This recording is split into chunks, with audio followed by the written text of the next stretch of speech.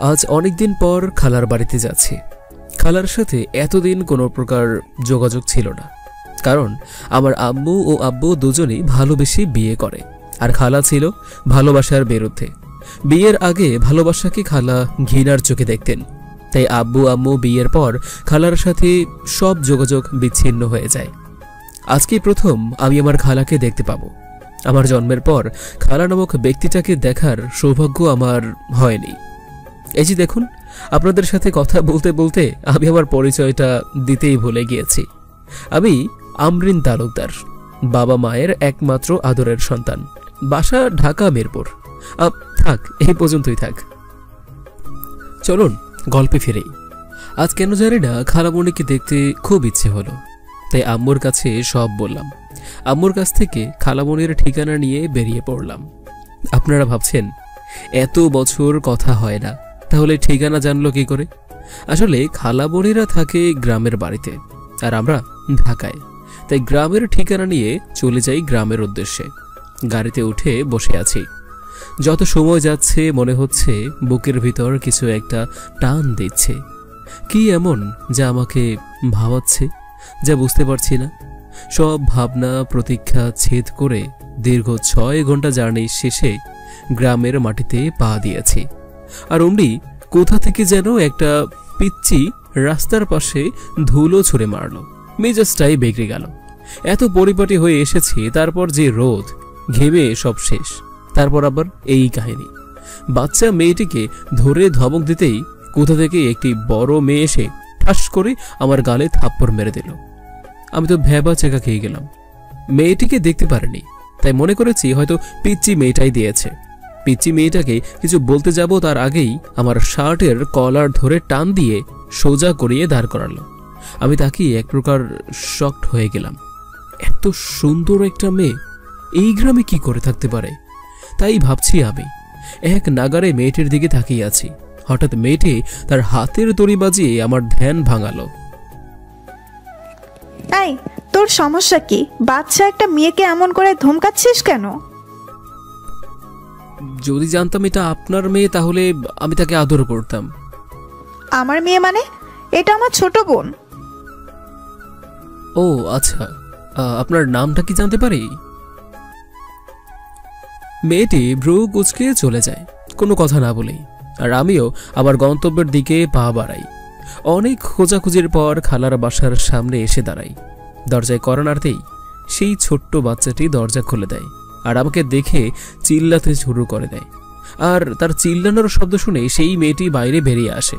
এসে আমাকে দেখে হা করে তাকিয়ে আছে। এই যে মিস, আপনি এখানে কেন? আমার বাড়িতে এসে আমাকেই বলা হচ্ছে আমি কেন এখানে? বাহ, আজব তো। মেয়েটির সাথে কথা কাটাকাটি করতে করতে বৃদ্ধ মহিলা রুম থেকে বের হয়ে আসলো। তাকে দেখে আমি সালাম দিলাম আর আমার পরিচয় দিলাম। পরিচয় পাওয়ার পর আন্টি তার বড় ও ছোট মেয়ের সাথে পরিচয় করিয়ে দিল। হায় রে কপাল, তাহলে এই বদমাইশগুলো হচ্ছে খালার মেয়ে। খালা এদেরকে কি করে সামলায় তা ভাবতেই শরীর শিউরে উঠছে। খালার বাসায় আসার পর থেকে খালাতো বোনদের সাথে লেগেই রয়েছি সুপারগুলোর মতো। কখন কিভাবে যে মেঘাকে ভালোবেসে ফেলেছি বুঝতে পারিনি। ও হ্যাঁ, আপনাদেরকে একটু পরিচয় করিয়ে দেই। খালার 2টা কিউট কিউট মেয়ে আছে, যা আগে জানতাম না আমি। যেহেতু আজ জেনেছি, সেহেতু আজকেই পরিচয়টা করিয়ে দেই।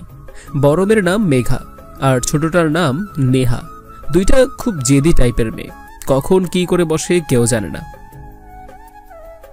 মেঘা, আমার তোমাকে কিছু বলার ছিল। বলো। আমিও কিছু একটা বলবো ভাবছি। আচ্ছা, তাহলে তুমি আগে বলো। তোমারটা শোনার পর না হয় আমি আমারটা বলবো। না, তুমি আগে বলতে চাইছো, তাই তুমি আগে বলবা, তারপর আমি। মেঘা, আমি তোমাকে ভালোবেসে ফেলেছি প্রথম দেখাতেই। আর প্রথম দেখায় ভালো লেগে যায়, কিন্তু তোমাকে বলা হয়নি। তারপর যখন জানতে পারি তুমি আমার খালাতো বোন, তখন নিজের ভিতর কিছুটা ভয় অনুভব হয়। কারণ তোমার আম্মু এসব দেখতে পারে না, তাই আজও বলা হয়ে ওঠেনি। কিন্তু আজ না বলে পারছিও না, কারণ আজকে তোমায় কিছুক্ষণ পর দেখতে আসবে ছেলেপক্ষ। প্লিজ মেঘা, আমাকে ফিরিয়ে দিও না। দেখো, আমিও তোমাকে কখন কিভাবে যেন ভালোবেসে ফেলেছি, কিন্তু তুমি একটু বেশি দেরি করে ফেলছো। এখন কিছুই করার নাই, কারণ ছেলেপক্ষ দেখতে আসবে। যদি পছন্দ হয় সাথে সাথে বিয়ে, তাই আমাকে ভুলে যাও তুমি। না মেঘা, আমি তোমাকে ভুলতে পারবো না।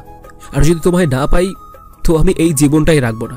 এটা বলেই পাশে ফল কাটার ছুরিটা নিয়ে গলায় ধরলাম। হয়তো মেঘা ভাবছে কি করবে। মেঘা কিছুক্ষণ ভেবে তারপর বলতে শুরু করলো, আমাকে নিয়ে পালাতে পারবে? পারবে আমাকে সারাটি জীবন তোমার বুকের বাহুডোরে আগলে রাখতে? কখনো ছেড়ে যাবে না তো? বলেই মেঘাকে জড়িয়ে ধরে আর পিছন থেকে খালা হাততালি দিয়ে রুমের ভিতরে ঢুকতে শুরু করে। আর পিছন পিছন আমার আব্বু আম্মু সবাই আছে। আমি ভাবতে পারছি না আমার আব্বু আম্মু এখানে কেন। তারপর আন্টি বলে আজকে নাকি আবার আর মেঘার বিয়ে। বুঝলেন না তো কিছুই? দাঁড়ান, ফ্ল্যাশব্যাকটা বলেই। আমি খালার বাসায় আসার সাথে সাথে আন্টি আম্মুর কাছে ফোন দিয়ে কথা বলে, তাদেরকেও তাড়াতাড়ি এখানে চলে আসতে বলে, কারণ আম্মু আগে থেকেই খালাকে সব কিছু বলে রেখেছিল। শুধু আমাকে কৌশলে এখানে পাঠানোর জন্য এত সব নাটক।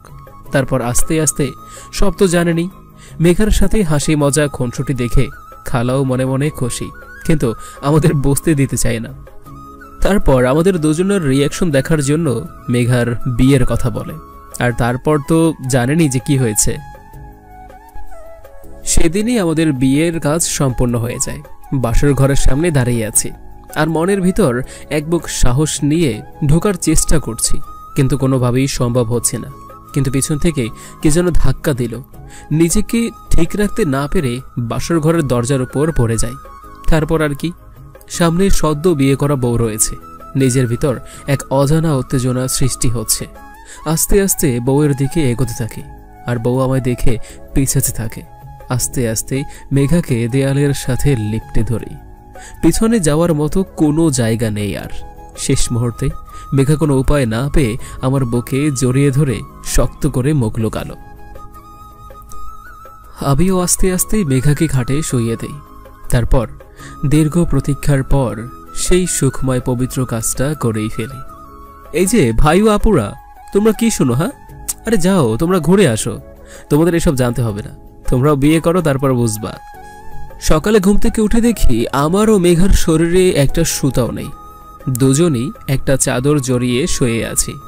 মেঘা এই অবস্থায় দেখে নিজেকে আর ঠিক রাখতে পারছি না, তাই মেঘার ঠোঁটের দিকে এগোতেই, এই কি শুরু করলা?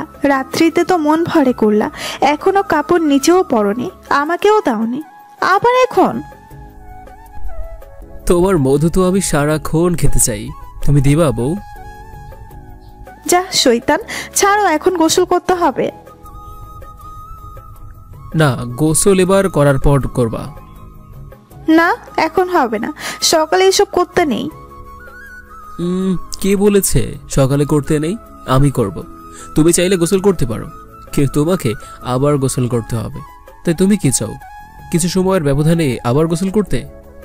কুত্তা, শয়তান, বাদর, লুচ্চা, আয় তুই, তোরে এমন অবস্থা করে দেব আর কখনো আমার মধু স্পর্শ করতে দুইবার ভাববি। তাই না? তো চলো আজকে দেখবো কে কার। তারপর আর কি, নাইবা বললাম। এরপর ওদের দুজনের জন্য দোয়া করবেন। তৃতীয় স্টোরি। মিষ্টি পরীক্ষা শেষে গ্রামে তার নানু বাড়িতে বেড়াতে যায়। এদিকে ইমরানও তার নানা বাড়িতে বেড়াতে আসে। ইমরান আর মিষ্টি দুজনে খালাতো ভাই বোন, কিন্তু ওদের অনেকদিন হলো দেখা সাক্ষাৎ হয় না। মিষ্টি বড়লোক বাবার একমাত্র কন্যা, তারা শহরে থাকে, আর ইমরান মধ্যবিত্ত পরিবারের একজন সন্তান। সে এবার অনার্স থার্ড ইয়ারের পড়াশোনা করে, আর ওদিকে মিষ্টি এইবার মাত্র এসএসসি দিল। ইমরান মিষ্টিকে সেই ছোট্টটি দেখেছিল, তাই সে প্রথম দিন মিষ্টিকে দেখে ঠিক চিনতে পারছিল না। ওই তো সেদিন সকালবেলা ইমরান নানু বাড়িতে ঢুকতেই অজানাবশত একটা মেয়ের সাথে ধাক্কা লাগে, আর সেই মেয়েটি হলোই মিষ্টি। এই কে তুমি? যত সব, একটু দেখে শুনে চলাফেরা করতে পারো না? অভদ্র একটা। এই মেয়ে, এভাবে কেন বলছো? হ্যাঁ, আমি না হয় দেখি নাই, তুমি কি চোখটা বাসায় রেখে এসছো? এ কি রে বাবা? অন্যায় করে আবার বড় বড় কথা বলছে। সরেন এখান থেকে, আমাকে যেতে দেন। এখানে তো আরো অনেক জায়গা আছে, সেখানে যান। ফালতু একটা। এই বলে মিষ্টি রুমে চলে গেল। পিছু পিছু সেই রুমে গেল। ইমরান তার মামাতো ভাইকে জিজ্ঞেস করলো, এই মেয়েটি কে রে? আমার মামাতো ভাই বলল। ইমরান তার মামাতো ভাইয়ের কথা শুনে অবাক। এই ছোট্ট মেয়েটি এত বড় হয়ে গেছে। শেষ কবে যে মিষ্টিকে দেখেছে ঠিক তাও ইমরানের মনে পড়ছে না। সে অবাক দৃষ্টিতে মিষ্টির দিকে চেয়ে আছে। কি সুন্দর দেখতে হয়েছে মিষ্টি। এদিকে মিষ্টি হঠাৎ বলে উঠল, এত হা করে কি দেখছেন শুনি? আরে বাবা, মনে হয় জীবনেও দেখেনি। হ্যাঁ, এত সুন্দর তোমার রূপ। আহামরি সুন্দরী ডার্লিং বেবি। সরি, কি যে করি, মন মানে না। দোহাই, তুমি রাগ করো না। ধ্যাত, ফালতু ছেলে একটা। আমি কি আপনাকে বলছি আপনি আমাকে গান শোনান? আরে না, তোমার এত সুন্দর রূপ দেখে আমি ঠিক চুপ করে থাকতে পারলাম না। তোমার চেহারার সাথে রাগটাও সুপার লাগে। তুমি কি জানো আমি কি হই তোমার? চিনতে পেরেছো আমাকে? না, জানি না, আর জানতে চাইও না। এরকম ফালতু মার্কা ছেলে আমার কে হয় সেটা না হয় নাই জানলাম। এই তুমি এমন কেন বলো তো? আমি তোমার ভাই, খালাতো ভাই ইমরান। না, এখন এটা হতেই পারে না। আমার ইমরান ভাইয়া তোমার মতো এত দুষ্ট না, বুঝলা? ও মা, তাই? কিন্তু এটাই সত্যি যে আমি তোমার ইমরান ভাইয়া। ভালো। ভাইয়া, এই ভাইয়া, সরি রে, না বুঝে তোকে অনেক গালি দিয়েছে। আরে ওটা ব্যাপার না। তবে তুই এত সুন্দর হইলে কেমন করে রে? কি ক? আমি পেতনি? যা, তোর সাথে কোনো কথা নেই। এমনি বললাম রে পাগলি। ওই ওই পাগলি, যা, তোর সাথে আড়ি। ওকে সরি। এই দেখ, কান ধরছি। ওকে, এবারের মতো তোকে মাফ করে দিলাম।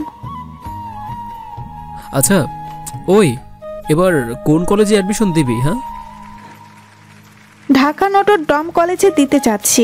তুমি কি বলো? হোম দিলে ভালোই হয়। ওই শোন, চল না আমরা আজ একটু বাইরে থেকে ঘুরে আসি। অনেকদিন হলো ঘুরি না। ওকে, আমিও গ্রামের অনেক কিছু চিনি না, জানি না। তুমি একটু আমাকে চিনতে হেল্প করবা? ওকে, খালামণিকে বলে বিকেল 5টার দিকে রেডি থাকিস, আমি এসে তোকে নিয়ে যাব। ওকে, ঠিক আছে। এই বলে ইমরান বাসায় চলে গেল। কিন্তু কিছুতেই ইমরান তার কাজে মন বসাতে পারছে না। প্রথম দেখাতে যে ইমরানের মিষ্টিকে অনেক ভালো লেগেছে, মনে মনে ওকে নিয়ে স্বপ্ন দেখতে শুরু করেছে। কিছুতেই জানো তার অপেক্ষার প্রহর শেষ হচ্ছে না। কখন বিকাল 5টা বাজবে আর কখনই বা তারা ঘুরতে বের হবে। এসব কথা ভাবতে ভাবতে হঠাৎ মিষ্টি ইমরানকে কল করলো। হ্যালো, এটা কি ফায়ার সার্ভিস? জি না, এটা ইমরানের সার্ভিস। বলুন, কি সেবা দিতে পারি? আমি কে বলুন তো? তুমি কে তুমি সেটা ভালো জানো, আমি কিভাবে বলবো? এখানে কি চাই সেটা বলো। এখানে ইমরানকে চাই। আমি তো ইমরান, তো এসে নিয়ে যান। আচ্ছা ঠিক আছে। এই ভাইয়া, তুই আমাকে চিনতে পারছিস না? আমি তো মিষ্টি।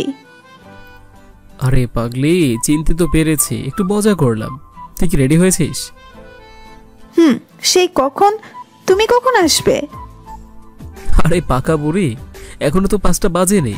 তুই দাঁড়া, আমি আসতেছি। অনেক কিছু দেখালো মিষ্টিকে, অনেক মজার মজার খাবার খেলো, ঘুরলো, বেরোলো। ইমরান অপরূপ দৃষ্টিতে শুধু মিষ্টির দুষ্টুমিগুলো দেখছিল আর ভাবছিল, এমন একটা মেয়ে যদি আমার বউ হতো বেশ ভালোই হতো। হঠাৎ ওই পারে একটা বেলুনওয়ালাকে দেখতে পেল মিষ্টি। সে ইমরানকে বলল, ভাইয়া, ওই ভাইয়া, ওই দেখো কত সুন্দর বেলুন। আমাকে একটা বেলুন কিনে দিবে? হ্যাঁ দিব, তুই এখানে ওয়েট কর, আমি কিনে নিয়ে আসতেছি। ওকে, যাও। কোনটা নিবি রে? ভাইয়া, ওই লালটা অনেক সুন্দর দেখাচ্ছে, ওইটা নিব। আচ্ছা এই মিষ্টি, তোকে একটা কথা বলি। বলো। তুই কি কাউকে লাইক করিস? ভাইয়া তোমার কথা ঠিক বুঝলাম না। অত বুঝতে হবে না, চল এবার বাসায় যাই, কেমন? ভাইয়া আরো কিছুক্ষণ থাকি না? না আরে, আমার একটু কাজ আছে, তাছাড়া দেরি হলেই খালামণিও বকা দিবে। আচ্ছা ঠিক আছে চলো। দিন যত বাড়তে থাকে ইমরানের তত মিষ্টির উপর মায়া হতে থাকে। সে একদিন মনে মনে ভাবলো যেভাবেই হোক মিষ্টিকে তার মনের কথা জানিয়ে দিবে। তাই সে রাত 10:20 মিষ্টিকে একটা কল করলো। হ্যালো, কি করছিস? এই তো ভাইয়া শুয়ে আছি, তুমি কি করো? এই এত ভাইয়া ভাইয়া করিস না তো।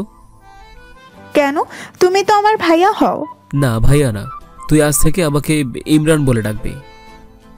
কেন বলো তো, আমার কথা আমি কিছুই বুঝতে পারছি না। তুমি তো আমার কত বড়, তাই তোমাকে আমি ভাইয়া বলেই ডাকবো। আচ্ছা ভাইয়া ঠিক আছে, এখন রাখছি, পরে কথা হবে। যেভাবেই হোক মিষ্টিকে আমার মনের কথা জানাতেই হবে। তাই সে আবারও মিষ্টিকে কল করলো। হ্যালো, এই মিষ্টি, তোর সাথে আমার কিছু কথা আছে। কালকে সকাল 10টায় তুই কি কদমতলায় চলে আসতে পারবি? তাহলে একটু আসিস, আমি তোর জন্য ওয়েট করব। আচ্ছা ঠিক আছে। পরের দিন সকাল 10টায় ইমরান মিষ্টির জন্য ওয়েট করছে। মিষ্টির কথা ভাবতে ভাবতে মিষ্টি চলে আসলো। ইমরান পিছন থেকে হাত ধরে টেনে নিয়ে ওর পাশে বসালো আর বলল, এই আমি তোকে কিছু বলতে চাই, তুই বুঝিস না? সব কি মুখে বলে দিতে হয় নাকি? কি বলবে বলো, না বললে বুঝবো কিভাবে? না মানে ইয়ে, এত ইয়ে ইয়ে করছো কেন? কি বলবে বলে ফেলো। আই লাভ ইউ, আমি ভালোবাসি তোকে। বলছো কি, তা কি করে হয়? এসব বিষয় মা জানতে পারলে আমার অবস্থা খারাপ হবে। প্লিজ ভাইয়া তুমি এমন কথা বলো না। আরে পাগলি, এত ভয় পাচ্ছিস কেন? কেউ জানবে না, আর জানলেই বা তাতে কি? আমরা বিয়ে করব। এটা কখনো সম্ভব না, তুমি আমাকে ক্ষমা করো। তুই যদি রাজি না হোস আমি কিন্তু কিছু একটা করে বসবো, বললাম তোকে। তুই ভেবে চিনতে কালকের মধ্যে আমাকে জানাবি। ভাইয়া প্লিজ তুমি একটু বোঝার চেষ্টা করো। আমি বুঝি না, আমি বাসায় গেলাম, তোর যা জানানোর আমাকে কাল জানিয়ে দিস। মিষ্টি কি করবে আর ভেবে পাচ্ছে না। অবশ্য মনে মনে মিষ্টি ইমরানকে খুব পছন্দ করে।